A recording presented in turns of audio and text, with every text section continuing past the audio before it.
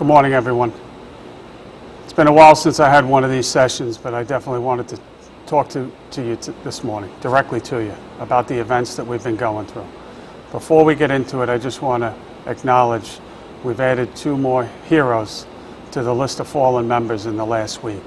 Detective Chris McDonald and Chief Billy Morris, the 44th and 45th members of this department to give their all in the last 3 months with the COVID epidemic.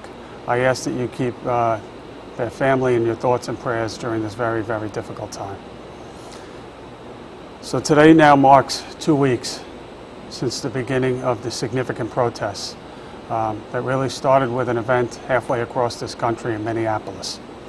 It's been 2 weeks where we pulled from every corner of this department, literally. Whether it's the DA squads, whether it's JTTF, whether it's Rodney Harrison's detectives, support staff. We've pulled from everyone to restore order, and that's exactly what you've done.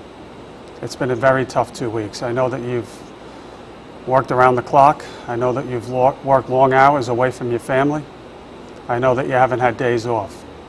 Where we are now today, the last several nights, we still have protests, which again, we've said is a good thing.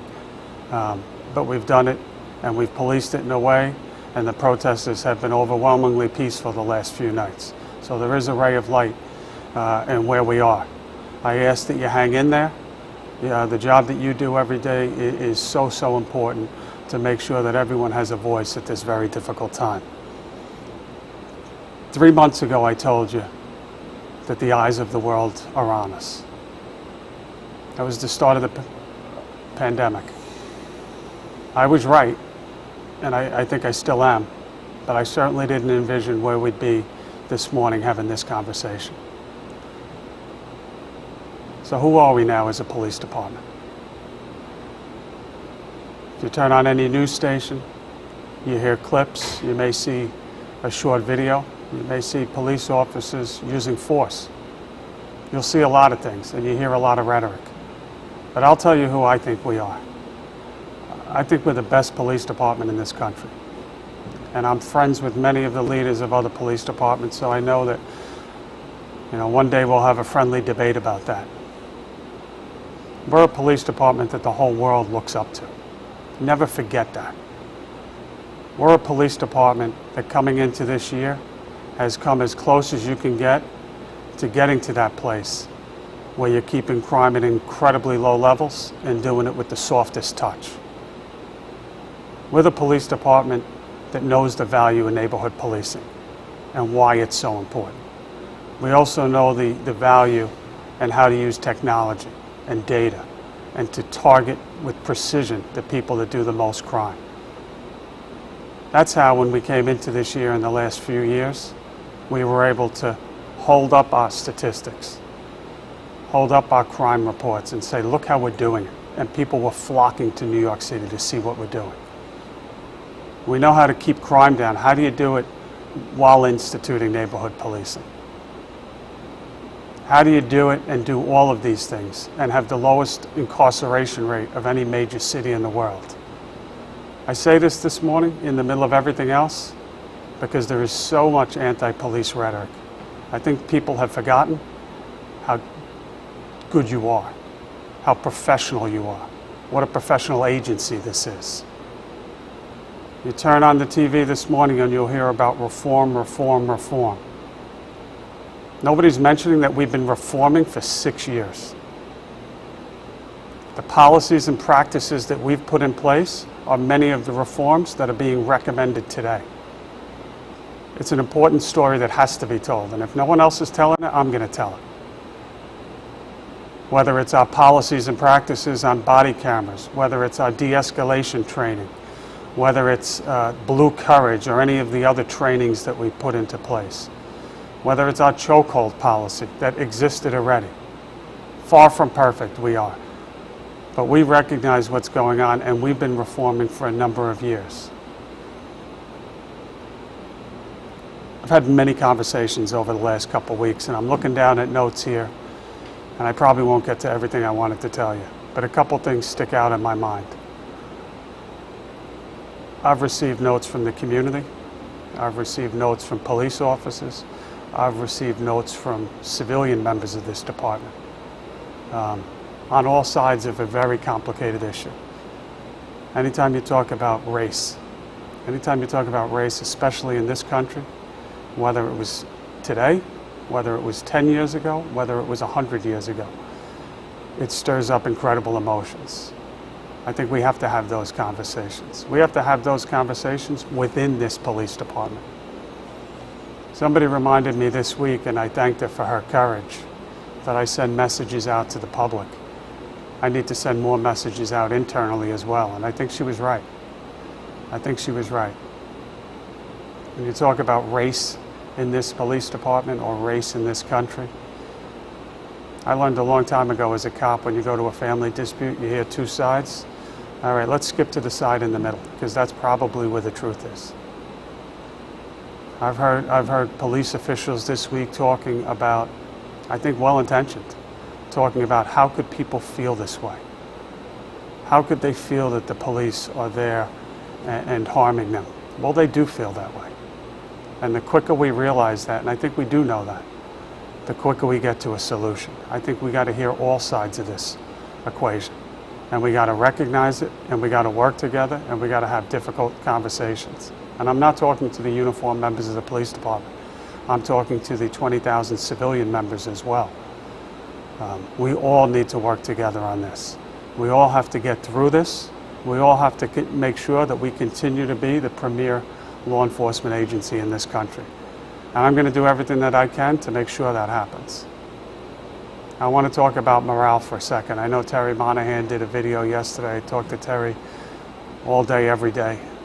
I haven't seen the video yet. I don't need to see it, because I know Terry Monahan, and I know what's in his heart, so I know what he's going to say to you. I know that morale is hurting right now. I know that many of you listening right now think that nobody stands behind you. Maybe the city has forgotten you, that everyone is lined up against you. I think that's a fair thought. I don't think it's true, though. Let me start with the police department. I stand 100% behind you, and I know the executive staff does. I know every commanding officer in this city respects the hell out of what you do each and every day. I know the people of this city care about you, appreciate you, and I know how much they really need you. I know it because I speak to them all the time. Not all of them want to stand up right now in this environment, and that's unfortunate. But I can tell you that I am hearing from community leaders, I'm hearing from elected officials, I'm hearing from religious leaders offering support. I wish there was more of it. I wish people were more vocal, because the whole story has to be told. But let me just reiterate that.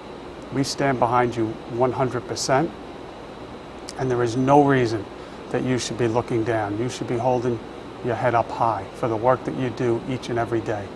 You are that thin line that keeps this society functioning, period. You do a superb job when society says, handle this problem that we can't handle, whether it's homelessness, opiates, or anything else. When we throw people out of jail with a Metro card and then wonder why there's homeless on the street, police, take care of the problem. There isn't a problem that you aren't up to handling. Sometimes we're asked to do things, quite frankly, that shouldn't be in the hands of the police, but you do it professionally. There's been some bad incidents the last couple of weeks, and I wanted to address those right here, right now, as direct as possible. I took action the last couple of weeks in suspending a number of officers, transfer, discipline. There'll probably be more. There's not going to be a lot more, I don't think, but there probably will be more. And I'm not going to look back from that either. I am not going to allow people in this noble profession to stain that shield that you wear on your chest. It's too important to me. I think it's important for me to do that. I think it's important for you to do that as well. We cannot have people acting inappropriately. I know the difficult circumstances you're under. I know that there's some people that don't understand law enforcement recommending things that are completely impractical. I get it. I know it. But right is right and wrong is wrong too. And I think you know what I'm talking about. When we see something, we have to speak up against it, and I'm going to do that as your leader, period. And I'm going to hold people accountable, period. because I think it's the right thing to do. I just want to end with a couple things. I want to thank you again. So I'm looking at my notes here to thank you for what you do every day in incredibly difficult circumstances. I don't think, it's not that I don't think, I know for a fact, because I was out there last week as well, and I saw what was going on the street, and I saw what was happening to you and what you were asked to deal with.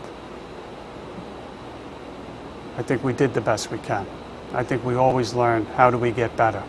I think you were overwhelmingly professional in how you acted. And again, hold your head up high, because you are part of the best damn police department in the country, period.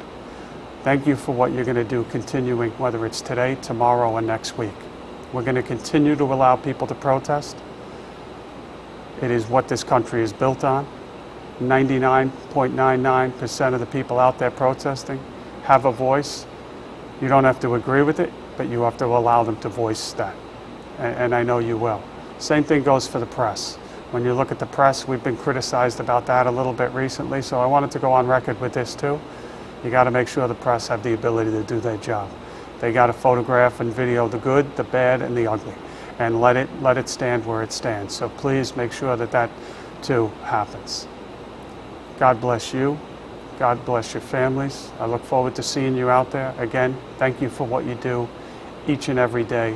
And remember, we will get through this.